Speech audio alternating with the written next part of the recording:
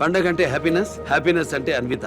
అందరికీ సంక్రాంతి శుభాకాంక్షలు. Anvita it's not just about building homes. At Anvita it's about building happiness.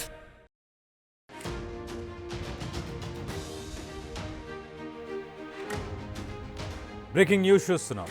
ఇటు Bharat Russia ఎంట్రీతోని వెనక్కి తగ్గింది అమెరికా. ఇరాన్పై ఆర్మీ ఆపరేషన్ ప్రస్తుతానికి ఆలోచిస్తుంది, హోల్డ్ చేస్తుంది. ఇరాన్కు రష్యా, భారత్ మద్దతు తెలిపాయి కాబట్టి ప్రస్తుతానికి అమెరికా ఆలోచనలో పడిపోయింది. యుద్ధం విషయంలో కూడా మాట మార్చేశాడు ట్రంప్. గడిచిన 48 గంటల్లో ఆయన మాట్లాడిన మాటలు, ఆ మాట తీరు మొత్తానికి మారిపోయాయి.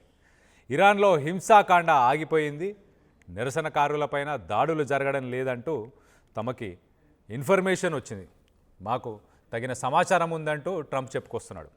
తన వార్నింగ్తోనే ఇటు ఇరాన్ తగ్గిందంటూ ట్రంప్ ప్రగల్భాలకు పోతున్నాడు.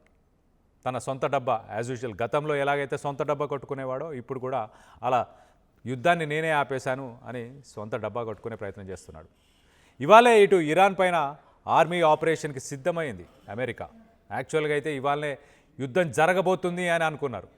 కానీ ఇరాన్పై దాడి చేస్తే తీవ్ర పరిణామాలు ఉంటాయంటూ ఇటు పుతిన్ వార్నింగ్ ఇచ్చాడు. అలాగే ఇరాన్ వైపు ఇటు రష్యా, భారత్ ఈ రెండు నిలబడడంతో ట్రంప్ భయపడ్డాడు. మొత్తానికైతే తన స్టేట్మెంట్ని మార్చాడు. 48 గంటల్లో తను మాట్లాడిన మాటలు మొత్తానికైతే మారిపోయాయి. ప్రస్తుతం ట్రంప్ ఏమంటున్నాడో ఒకసారి ట్రంప్ మాటల్లోనే వినే ప్రయత్నం చేద్దాం. Happens, we'll all be very have some other little things to talk about. Maybe we'll start that first. Should I start that first? I think they're going to want me to. I have a feeling they're going to want me to. We have been notified and pretty strongly, but we'll find out what that all means. But we've been told that the killing in Iran is stopping. It's stopped. It's stopping. And there's no plan for executions or an execution or executions. So I've been told that on good authority. We'll find out about it. I'm sure if it happens, we'll all be very upset, including you will be very upset. But that's just gotten to me some information that the killing has stopped, that the executions have stopped. They're not going to have an execution, which a lot of people were talking about for the last couple of days.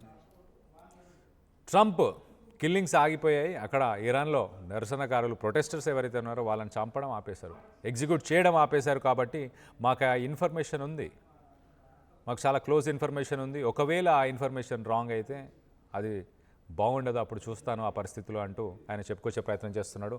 అలాగే ఇంకొక point, we have been told that the killing in Iran is stopping, it's stopped and it's stopping అన్న స్టేట్మెంట్ని తను మాట్లాడాడు. So అక్కడ చంపడాలు, అలాగే execute చేయడాలు, ఉరి తీయడాలు ఇవన్నీ కూడా ఆగిపోయాయి అంటూ ట్రంప్ చెప్పుకొచ్చే ప్రయత్నం చేశాడు. మాకు క్లియర్ ఇన్ఫర్మేషన్ ఉంది, ఒకవేళ అది కాకుండా ఉంటే కనుక మేము తర్వాత ఫైండ్ అవుట్ చేస్తాము ఏంటనేది,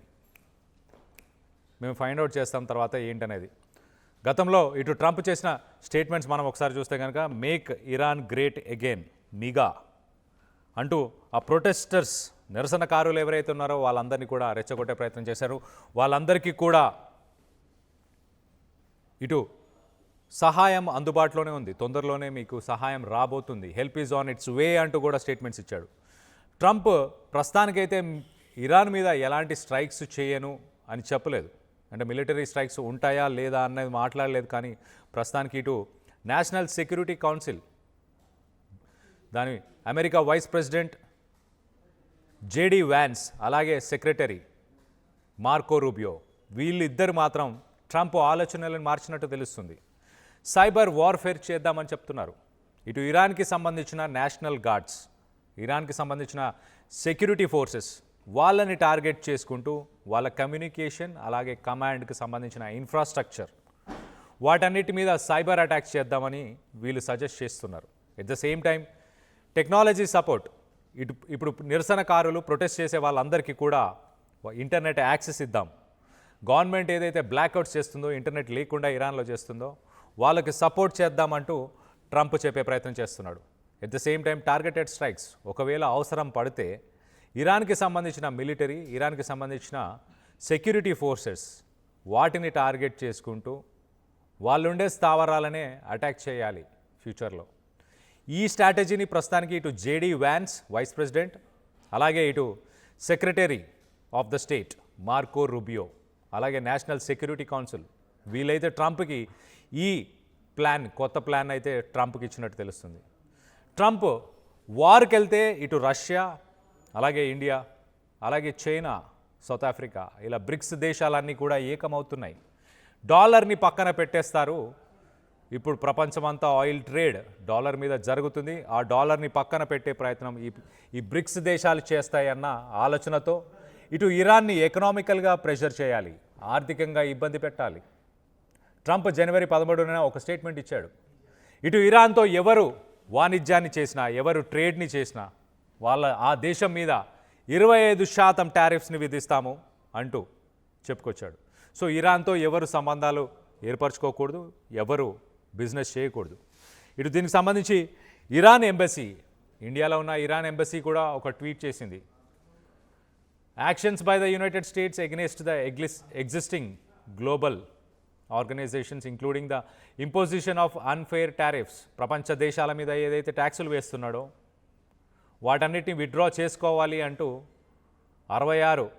66 ఇంటర్నేషనల్ ఇన్స్టిట్యూషన్స్ వీటన్నిటిని కోరుతున్నాడు. ఇరాన్ ప్రపంచ దేశాలకి పిలుపునిస్తుంది, సైలెంట్గా ఉండకూడదు. Have push the world towards a break down of global norms. అసలైన తొలి వెలుగు. ఫాలో వాట్సాప్ @తొలి వెలుగు official.